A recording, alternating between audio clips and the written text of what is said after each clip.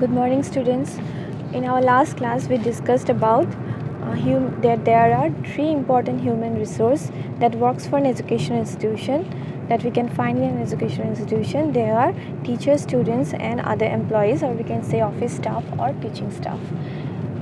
So we already discussed with the teacher, the human resource that is teacher, about its role and duties and responsibilities, and today we are going to discuss about the human resource that is student.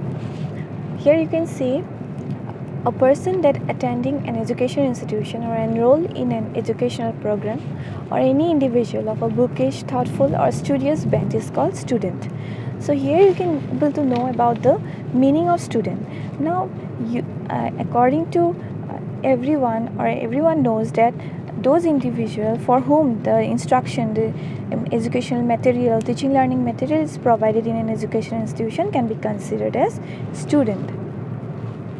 The students are considered as the central part of any educational institution or any teaching learning process, or we can say in a classroom. The students can be considered as a central part, right?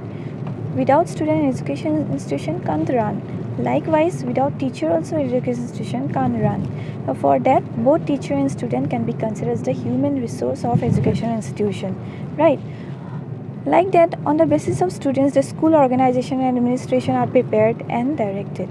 So that's why the top priority should be given to whom? The top priority should always to be given on students, their attitudes, their aptitudes, their mental ability, their intelligence, interest, then their talents, then their abilities, potentialities. It should be given top priority while constructing the curriculum of an educational institution. So this is student, okay? So we can classify the student into two parts. One is on the basis of the classification of its mental ability, and the other is the classification on the basis of their physical disabilities. Here I have given like physical ability, but it is not correct, okay? It will be physical disability. So let's know the first classification, that is about the classification on the basis of their IQ level. On the basis of individual difference, Terman classified students into various types along with their intelligence quotient, okay? It can be shortly can be considered as IQ. So the student who is classified as the IQ level above 140 is genius. After that, IQ between 120 to 140 can be considered as very superior. IQ between 110 to 120 can be considered as superior. After a 90 to 110 can be considered as average. The 80 to 90 can be considered as dull. 70 to 80 can be considered as borderline or feeble-minded, and 50 to 70 can be considered as moron. 25 to 50 can be considered as imbecile, and below 25 we can say the individual or the student is classified as idiot, okay? So these are some of the classification of mental ability of the student based on their IQ level. After that, we will see the classification on the basis of physical disabilities of the student. On the basis of physical disabilities, the student, or we can say a person, can be divided as below, like here. Now you can see there are there are four important classification. Here we can see based on the physical disabilities of a student. They are visually impaired, hearing impaired, speech impairment, and orthopedically handicapped. Usually we can see these disabilities among students in an education institution, especially in the classroom situation while teaching learning process. So first it is the visually impaired. The visually impaired children, whom do we consider as the children who is visually impaired, who can't see properly, right? The visually impaired children suffer from specially vision deficiency.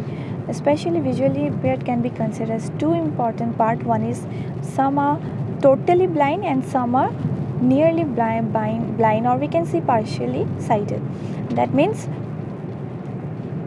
we can see that there are two important types of visually impaired children. One is totally blind children, and one is who can see a little bit but can't see properly, okay? That they are considered as partially blind. So next it is hearing impaired. Hearing impaired can also be considered as a student who are deaf. Okay, this group of students can be distinctly we can say that they have the problem of loss of hearing. Okay, hearing impaired can be considered like visually impaired. We found that there are two important types. Likewise, in hearing impaired also we can classify it into two important parts. One is the congenitally deaf and the another one is the adventitiously deaf. Okay, so the congenitally deaf can be considered as those student or an individual who are born deaf, and the adventitiously deaf can be considered as those students who are born with normal hearing, but because of some accidents or some illness they have to lose their hearing. Okay, so we can say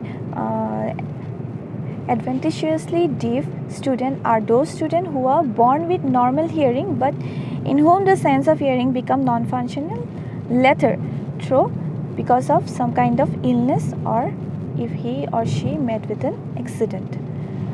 After that, speech impairment. Speech impairment means what? That there may be some kind of communication problem. There are two important speech impairment student we can see in an education institution, like defective voice, who have some kind of defective voice or who have some kind of defective articulation. After that, the fourth point, it is the orthopedically handicapped. The orthopedically handicapped children can be classified as they have some kind of physical disabilities. Okay, especially orthopedically handicapped may cause due to accident or lack of nutrition. That's why polio is very important for those students. To consume polio is very much important in order to reduce this problem.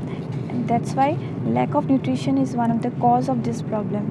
And after the defective secretion of ductless gland and others, weaknesses of different kinds of organs in the body and suffering from disease for a long time, due to which this handicap problem arise. So these are the four important types of students that we can find in an education institution, especially in a classroom. After that, we will going to discuss about the role of student in school. That means your role in school. What is your role in an education institution? That the first and foremost is what? Active participation. The student always have to take active participation in different activities of school and should have to offer cooperation and take active participation in different co-curricular activities that are organized by school. Okay, then point number 2 is what? Acquiring self-discipline. Self-discipline is very much important, and the student always have to organize and arrange different activities for acquiring self-discipline. It's their responsibility in education institution. After that, maintaining discipline of school. Self-discipline and maintaining discipline of school is a little bit different. Maintaining discipline of school means what? By following that the student must have to follow the rules and regulations of the school, then maintaining timetable in a proper manner. They should have the punctuality. So these are some of the things that the student have to maintain discipline of school. Okay, after that, next it is the cooperative. The student should always be have to have close cooperation with their teachers, parents, then other school authority as well as society. In order to, why they need cooperation? In order to maintain peace in the school. Okay, next it is enthusiasm. The student should have enthusiasm for what? To learn more and more and to acquire knowledge through classroom situation, to acquire knowledge during teaching learning process. So these are some of the role that you should have to keep it in your mind. So in our next class, we will going to discuss with the next part of our discussion. This is about the guiding agencies. Thank you.